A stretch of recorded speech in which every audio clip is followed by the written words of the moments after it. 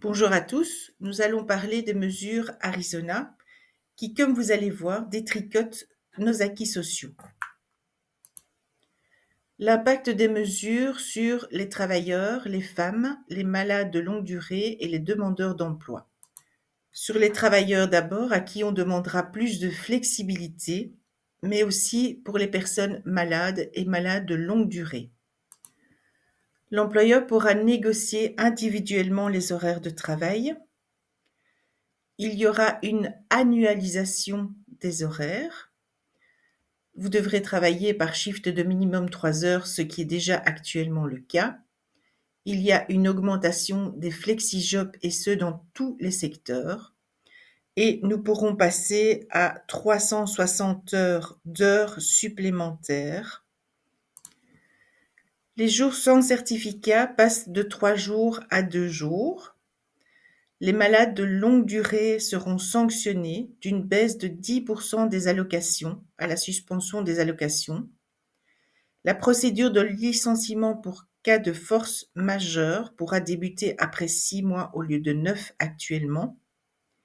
Et les actions de réintégration seront accélérées dès le premier jour d'un commun accord, le deuxième mois par le conseiller en prévention médecin du travail et dès la 8e semaine à l'initiative de l'employeur, sans d'abord évaluer la situation médicale.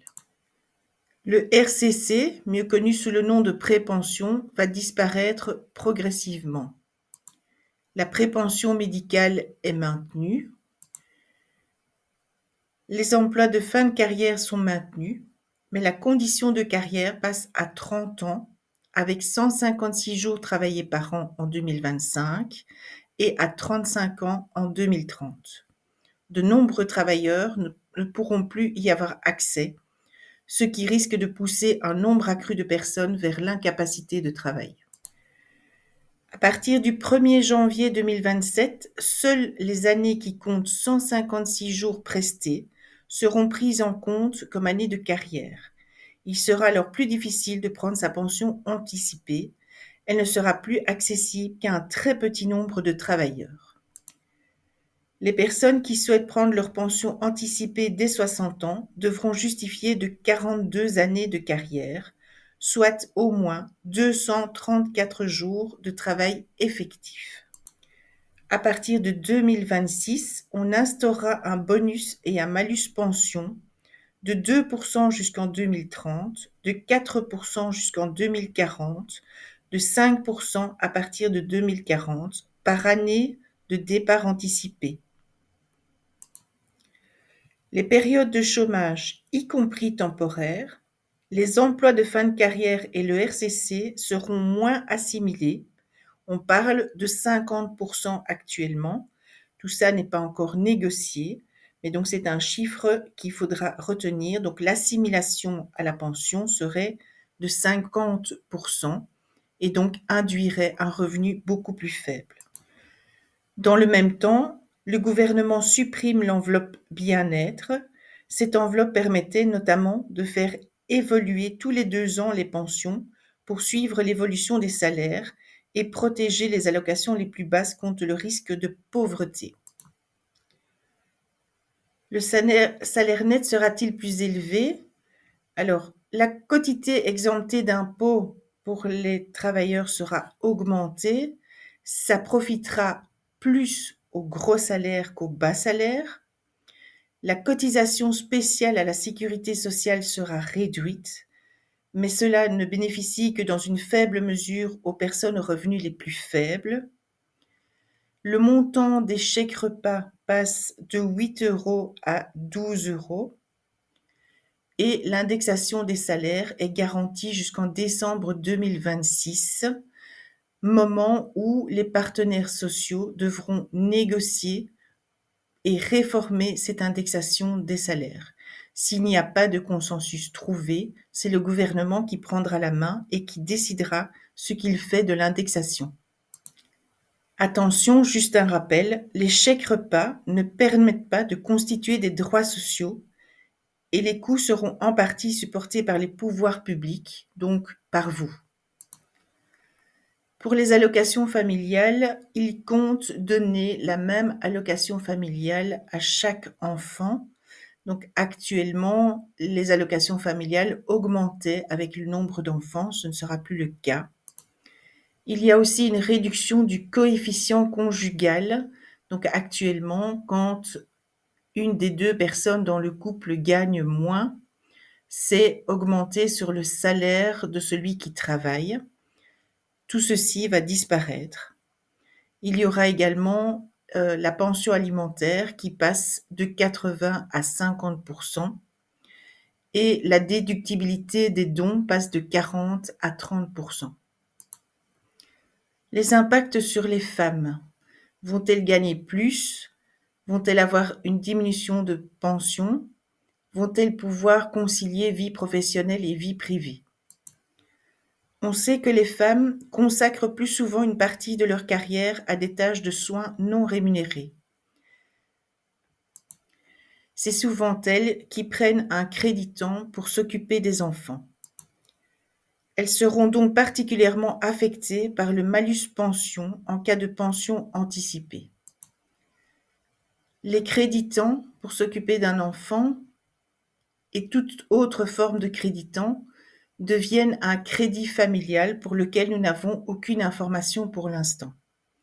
La pension de survie, donc en cas de décès du conjoint, la pension était augmentée d'une partie, celle-ci est supprimée. Nous n'avons rien trouvé dans le texte du gouvernement concernant la prévention des violences sexistes, ni sur l'avortement.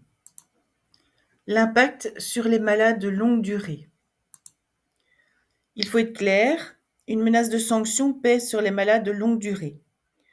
Ils devront remplir un questionnaire ou se présenter chez le coordinateur retour au travail ou au service d'emploi, et les sanctions peuvent aller jusqu'à 10% de la réduction des indemnités jusqu'à la suspension complète des allocations maladie.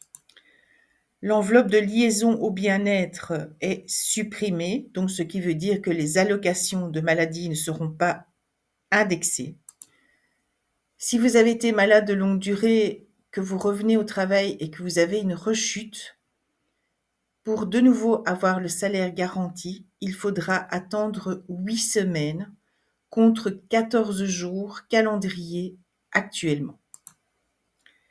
Dès le 6e mois, l'employeur peut entamer une procédure de force majeure médicale. La réintégration est plus rapide, dès le 1er jour si vous marquez votre accord, à partir du 2e mois via le conseiller en prévention médecin du travail, après 8 semaines à l'initiative de l'employeur. Si des possibilités de travail existent encore, vous êtes tenu de vous inscrire au Forem. Un système de bonus et de malus sera instauré pour les pensions anticipées ou tardives. Concrètement, les périodes de maladie ne seront pas prises en compte pour atteindre la condition minimale de 35 années de carrière avec 156 jours travaillés par an et donc un total de 7020 jours prestés. Les maladies de longue durée recevront donc plus rapidement un malus. Même les personnes qui travaillent à mi-temps et sont malades seulement 1 jour par an risquent un malus de 2% jusqu'en 2030, 4% jusqu'en 2040 et de 5% à partir de 2040. L'impact sur les demandeurs d'emploi. Les critères définissant un emploi convenable ainsi que les sanctions en cas de refus dépendront des services régionaux de l'emploi, Forem, Actiris, etc. Au terme de votre période d'allocation, vous devez recevoir une offre ultime. Le contenu de cette offre reste toutefois incertain et variera en fonction des régions. La durée maximale des allocations de chômage est de 2 ans, mais il y a des conditions. Il faut justifier de 312 jours de travail sur une période de 3 ans pour avoir droit à 1 année de chômage. Toute période supplémentaire de 4 mois de travail vous donnera droit à 1 mois de chômage. Après 5 ans de travail, vous aurez droit à 2 ans de chômage. Les périodes d'insertion des jeunes passent de 312 à 156 jours. Les allocations de chômage seront plus élevées durant les premiers mois, mais elles diminueront plus fortement à mesure que vous resterez au chômage. L'avantage fiscal en cas de chômage sera supprimé, ce qui entraînera une diminution du revenu net. Dans de nombreux cas, il restera inférieur au revenu d'intégration. Ce schéma est la composition de votre salaire, où vous avez le salaire brut et le salaire net qui représentent 53%. Les impôts et les cotisations personnelles sont prélevés de votre salaire brut. Le gouvernement propose de diminuer les cotisations patronales et de ponctionner sur la partie de votre salaire brut, impôts et cotisations personnelles, qui est un salaire qui vous revient en quelque sorte, puisqu'il fait partie, il nourrit la protection sociale. Donc quand vous êtes malade, quand vous êtes au chômage, quand vous avez besoin d'aide, etc., cet argent vous revient d'une façon ou d'une autre. Nous jugeons ces accords dangereux pour le bien-être des travailleurs. La baisse des pensions, les économies en santé et la flexibilisation du travail affecteront négativement les citoyens qui devront faire des efforts disproportionnés par rapport à ceux demandés aux entreprises. Les nouvelles mesures annoncées par le gouvernement Arizona ne sont pas encore entrées en vigueur. Elles doivent encore être légiférées et approuvées. Dès qu'il y aura plus de clarté, nous continuerons à vous informer et vous aiderons aussi rapidement et efficacement que possible. En attendant, nous devons construire un rapport de force et être en grève le 31 mars. Merci pour votre attention. Les délégués CNE présents sont là pour répondre à vos questions.